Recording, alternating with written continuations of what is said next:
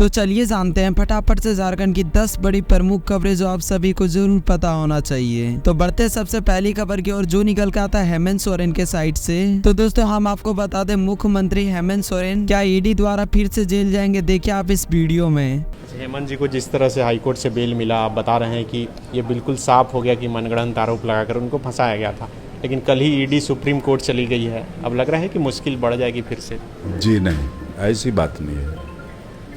न्यायपालिका पर हम लोग को पूर्ण विश्वास है और न्यायपालिका जो भी करती है उसको हम लोग सम्मान करते हैं। और यहाँ यदि उच्च न्यायालय उसको दिया है जमानत, तो सुप्रीम कोर्ट इस हाई कोर्ट के ऑर्डर को रद्द करेगा, ऐसा कतई नहीं लग रहा है। तो दोस्तों बढ़ते अगली खबर की ओर, जो निकल के आता है चंपाई सरकार और हेमंत सरकार के साइड से। तो दोस्तों हम आपको बता दें कि जिस टाइम चंपाई सोरेन का सरकार था तो उन्होंने बोला था कि 40,000 लोगों को हम नौकरियां देंगे सितंबर से पहले। तो जैसे ही झारखंड के न्यू सीएम हेमंत सोरेन बने तो वो बोले कि 30,000 लोगों को नौकरियां देंगे सितंबर से पहले। मतलब यार तुम खुद सोच कर देखो कि यार 10,000 नौकरियों का घपलाबाजी हो चुका है, क्योंकि जब चंपाई सरकार की सरकार थी तो उस टाइम 40,000 नौकरियों की बात कही गई थी, बट जैसे ही हेमंत सरकार आई यहाँ पर 30,000 नौकरियां हो गई। मतलब यार अभी तक तुम ये अंदाजा लगा सकते हो, इनके पास प्रॉपर डेटा नहीं है कि कितने सारे रिक्त स्थान खाली और कहाँ कहाँ पर नियुक्ति पत्र देना है। मैं क्या बोलूं भाई, झारखंड का सिस्टम ही नहीं समझ में आता। इसके बारे में आप क्या सोचते हो कमेंट सेक्शन में जरूर बताना। बढ़ते अगली खबर की ओर, जो निकल के आता है टाइगर जयराम महतो के साइड से। तो दोस्तों हम आपको बता दें, टाइगर जयराम महतो बोले कि सहायक कर्मचारियों को नक्सलेट बनाने के लिए मजबूर किया जा रहा है। देखिए आप इस वीडियो में। बड़ा मार्मिक दृश्य है।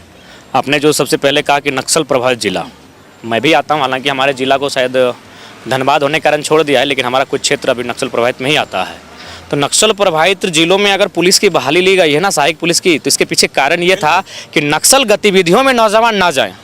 मेरी बात को एकदम तार्किक में कह रहा हूँ कि नक्सल गतिविधियों में वहाँ के नौजवान, लड़के हों या लड़कियां हों, नक्सल गतिविधियों में ना जाएं। उससे राज्य का नुकसान होगा, देश का नुकसान होगा, समाज का नुकसान होगा। इसीलिए उनको मुख्य धारा से जोड़ने के लिए सरकार उनको विशेष संरक्षण देती है, विशेष आरक्षण देती है और जिला वाइज बहाली के तहत उन्हें पुलिस की बहाली में लेती है कि वो नक्सल गतिविधियों में ना जाए, इसलिए उनको पुलिस बनाया जाता है। और आज परिस्थितियाँ आप ऐसी फिर उत्पन्न कर रहे हैं कि ये कह रहे हैं कि हम नक्सली बनने पर मजबूर हैं।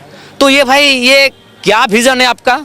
आप एक विजन के तहत नक्सल की गतिविधियों को रोकने के लिए, नक्सल की गतिविधियों में लोगों का जो इंटरेस्ट उसे कम करने के लिए आप उन सुदूर क्षेत्रों में स्पेशल जाके बच्चों को पिकअप करते हैं, उनको विशेष तौर पे सहायक पुलिसकर्मी में तैनात करते हैं। और आज 7 वर्षों के बाद उसी हालात को आप तय कर रहे हैं कि आज वे कह रहे हैं कि इससे अच्छा कि हम लोग मैंने क्या करें ना करें, आत्मदाह कर लें कि नक्सल की गतिविधियों में चले जाएँ। आज फिर से उनकी ज़ुबान से एक शब्द सामने आता है, एक वाक्य सामने आता है।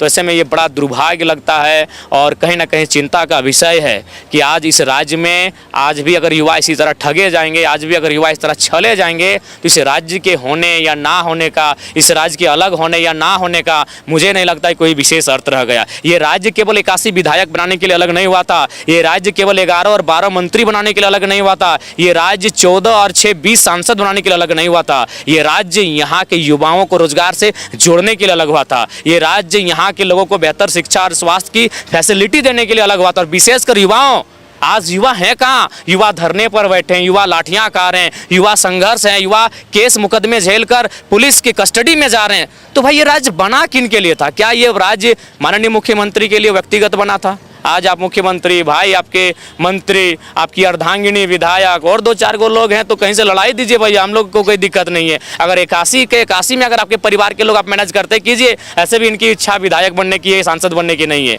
ये अपने मेहनत के बदले, अपने संघर्ष के बदले, इस राज्य के प्रति अपने समर्पण के बदले एक मेहनत आना मांगते हैं, जिससे इनके परिवार का भरण पोषण हो सके, जिससे इनके परिवार का पेट चले। अगर ये लोग भी व्यक्तिगत होते हैं, ये लोग अगर अकेले होते हैं तो हंस के लिए अपने राज्य के लिए कुर्बान हो जाते हैं। लेकिन सवाल छोटे बच्चे का है, सवाल घर में सबकी बूढ़ी माएँ हैं, उनकी बूढ़ी माँ के इलाज का सवाल है, इनके पीछे इनका एक छोटा भाई छोटी बहन है, सवाल उनकी पढ़ाई का है। इसीलिए ये मेहनत का अपना मेहनताना मांग रहे हैं कि भैया हमें एक उचित मेहनताना मिले, जिससे हमारे परिवार का भरण पोषण हो सके। और ये सुनने में बड़ा इत्तेफाक और आश्चर्यजनक लग रहा है कि 2017 में बहाली के समय आप 10,000 देते हैं और 7 साल बाद भी 10,000।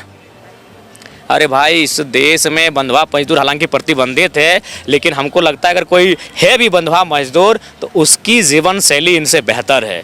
उसकी जीवन शैली में इनसे बेहतर बदलाव 7 सालों में हो चुका होगा, लेकिन आज 7 सालों में ये जस के तस वहीं पर है। 10,000 की सैलरी में खड़े हैं, उसी सैलरी में इनको वर्दी खरीदना है, उसी सैलरी में इनको जूता खरीदना है। और दीदी लोग को तो मैंने महिलाओं के लिए जो विशेष अवकाश होता है आप समझ सकते हैं, महिलाओं को ना विशेष अवकाश दिया जा रहा है, टीए नहीं दिया जा रहा है। सबसे पहला बात ये बहाली प्रखंड स्तरीय हुई थी, ये प्रखंड स्तरीय बहाली है, तो राज्य सरकार को सबसे पहला काम ये करना चाहिए कि हार्डली इनको जिला से बाहर ये जॉब ड्यूटी नहीं करेंगे। तो बढ़ते अगली खबर की ओर जो निकल के आता है जेबी केसेस प्रत्याशी देवेंद्र नाथ महतो के साइड से। तो दोस्तों हम आपको बता दें जेबी केसेस रांची लोकसभा प्रत्याशी देवेंद्र नाथ महतो से जब पूछा गया कि जेबी केसेस के अलावा आपको जेएमएम से अगर सिल्ली विधानसभा का टिकट मिले तो क्या आप लड़ना चाहेंगे, देखिए आप इस वीडियो में। ये बताइए कि आप जेल गए थे और खबरों में आ रहा है कि आप हेमंत सोरेन से मिले भी हैं जेल में। पहले बस छोटा सा जवाब, मिले हैं कि नहीं मिले हैं? मिले हैं, कई लोगों से मिले हैं। पहले हेमंत सोरेन से मिले हैं कि नहीं? आप भी जेल गए थे कुछ दिन पहले। हम हेमंत सोरेन से थोड़ी मिले, वहाँ हमारे साथ थोड़ी हेमंत सोरेन थे, आपके साथ हेमंत सोरेन थे। हाँ होटवार में थे। सुन लीजिए, मिले। आप होटवार का जेल का रूटीन जानते हैं। सुनिए ना, पहले एक मिले थे। ऐसी चर्चा है कि अगर जेबी के से सिल्ली से आपको टिकट नहीं देगी तो आप जेएमएम से चुनाव लड़ेगा, क्योंकि जेएमएम के कोई नेता एक्टिव नहीं है सिल्ली विधानसभा में। ऐसी चर्चा है, इस पे क्या कहना चाहिए? एक बात समझाइए, हमने पार्टी बनाया है।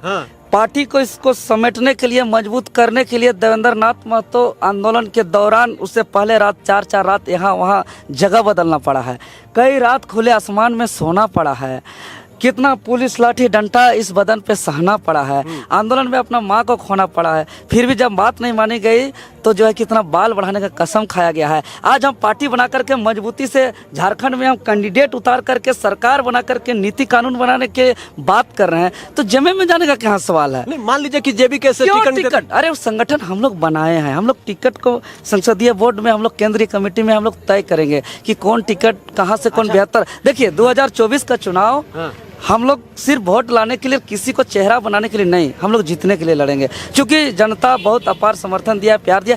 तो हम लोग जेबी केसेस, टाइगर जयराम जी, देवेंद्र नाथ महतो जी, ऐसे तमाम लोग मिल के जेबी केसेस बनाया। हमारे टाइगर जयराम दादा के अगुवाई से हम लोग जो है कि उसको हम लोग अगुवाई में हम लोग उनको मुख्यमंत्री बनाना चाहते हैं। बढ़ते अगली खबर की ओर जो निकल के आता है हेमंत सोरेन की भाभी सीता सोरेन के साइड से। तो दोस्तों हम आपको बता दें सीता सोरेन ने कहा जेएमएम के अंदर एक अलग ही परिवारवाद और अलग ही संविधान का पॉलिटिक्स चलता है, देखिए आप इस वीडियो में। झारखंड मुक्ति मोर्चा का जो कि एक संविधान ही एक अलग से संविधान बना हुआ है, जो कि आपको जब भी जिनको भी सीट में चाहे तो बैठा देते हैं और समय आने पर उनको सीट से उतार देते हैं। जबकि चंपई जी जो है कि पुराने जेएमएम के लीडर हैं और कोल्हान टाइगर के नाम से माना जाता है। कोल्हान टाइगर को अब इस तरह से शांत किया जा रहा है और उनको भी कोई फर्क नहीं पड़ रहा है। जबकि हेमंत जी को देखना चाहिए था कि अब 3 या 4 महीना बाकी है अगले इलेक्शन को, जो विधानसभा का इलेक्शन होने वाला है। अब 3-4 महीना अगर कंटिन्यू कर ही देते तो क्या दिक्कत हो जाता। तो दोस्तों आज के लिए मेरे पास इतना ही न्यूज़ था। अगर वीडियो पसंद आया हो तो यार make sure like and subscribe कर देना। मिलते हो और नए वीडियो के साथ, तब तक के लिए टाटा बाय बाय।